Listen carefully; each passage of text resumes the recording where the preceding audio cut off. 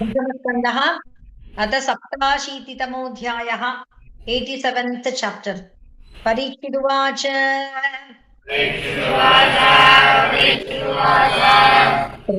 ब्रह्मण्यद्दिश्ये गुणे गुणवृत्तयः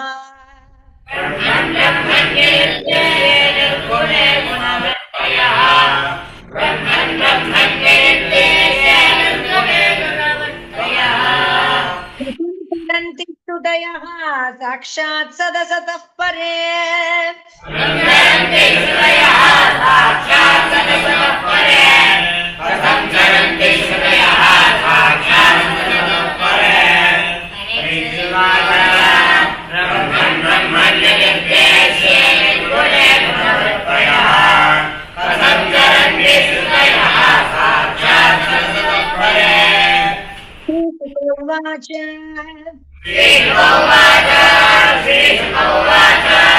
बुद्धीन्द्रियमनः प्राणाञ्जनानाम् असृजत् प्रभुः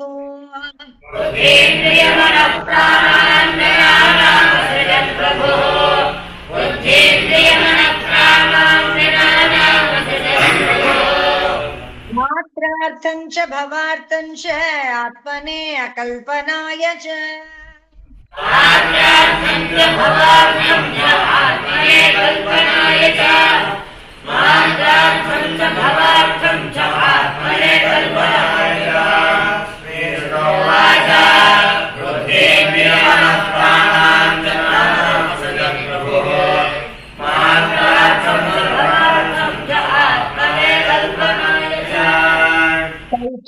उपनिषद्ब्राह्मी पूर्वेषां पूर्वजै धृता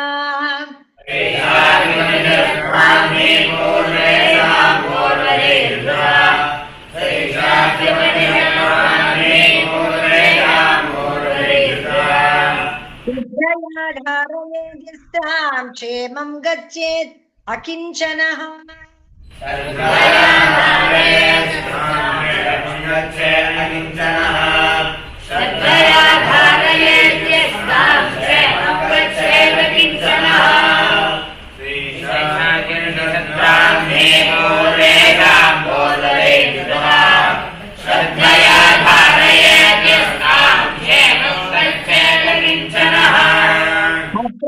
वर्णयिष्यामि गाथां नारायणान्विताम्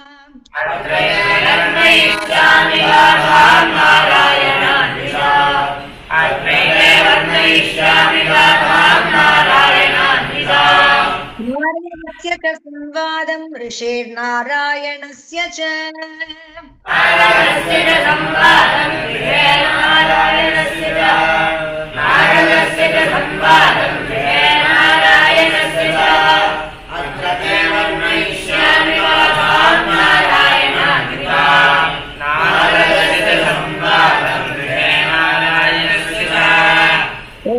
नारदो लोकान् पर्यटन् भगवत्प्रियः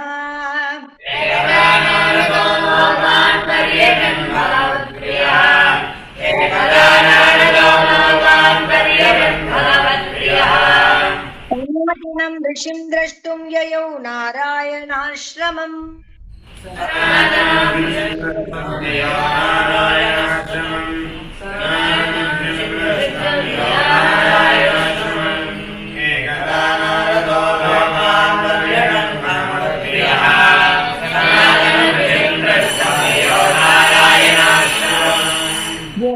भारतवर्षेऽस्मिन् क्षेमाय स्वस्तये नृणाम्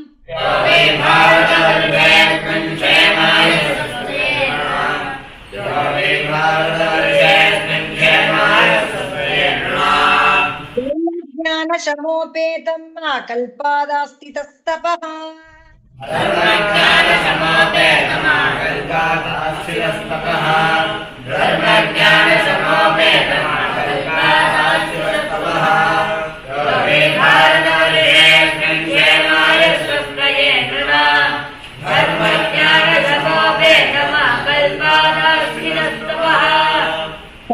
उपविष्टं ऋषिभिः कलापग्रामवासिभिः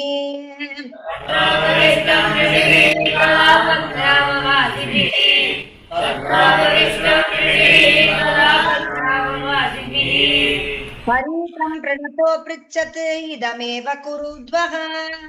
परीतं प्रणतो पृच्छत् इदमेव कुरुद्वः परीतं प्रणतो पृच्छत् इदमेव कुरुद्वः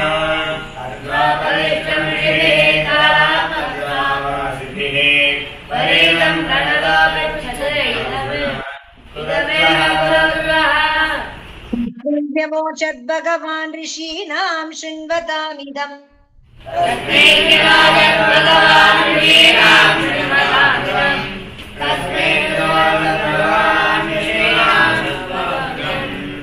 यो ब्रह्मवादः पूर्वेषां जनलोकनिवासिनाम्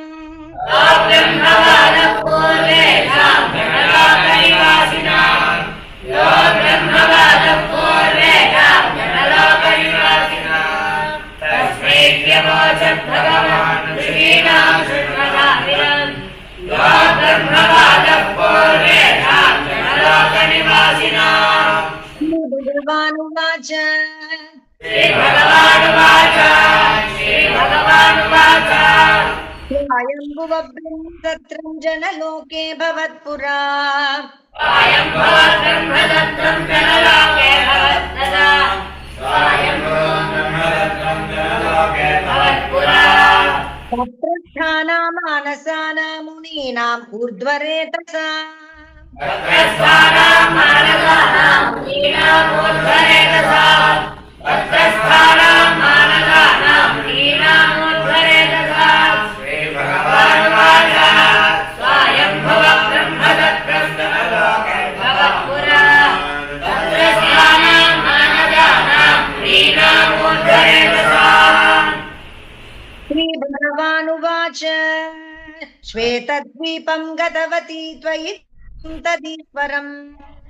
श्वेतद्वीपं गतवती त्वयि दृष्टं तदीश्वरम् श्वेतद्वीपं गतवती त्वयि दृष्टं तदीश्वरम् ब्रह्मवादः सुसंवृत्तः श्रुतयो यत्र शेरते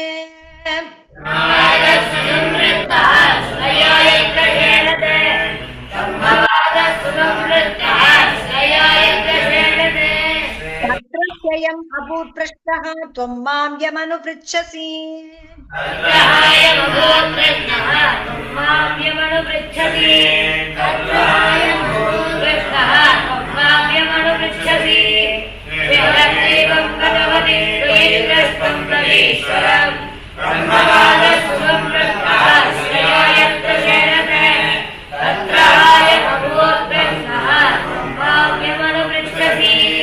तुल्यस्तु तत्पशीलाः तुल्यस्वीयारिमध्यमाः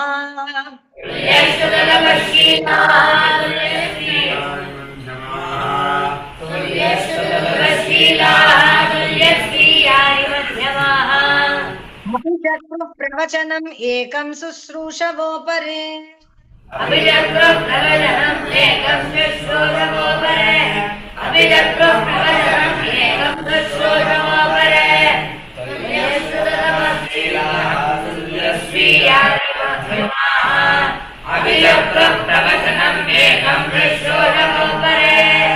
कुन्दन उवाच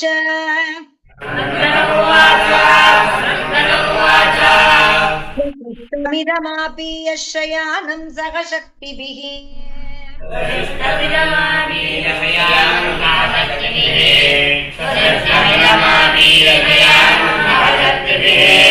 भवन्ते बोधया चक्रुतल्लिङ्गैः श्रुतयः परम्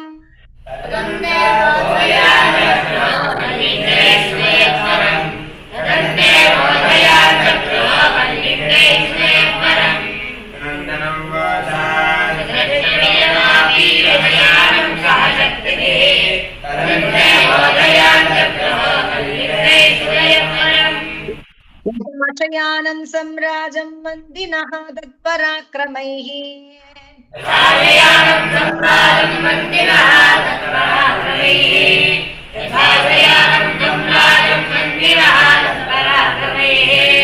प्रत्यूषे भेद्यतु श्लोकैः बोधयन्त्यनुजीविनः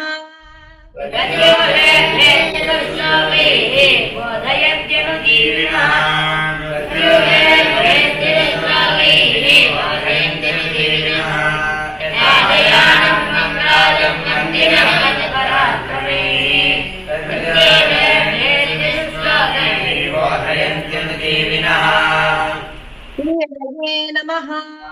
ಹರೇ ನಮಃ ಶ್ರೀ ಹರೇ ನಮಃ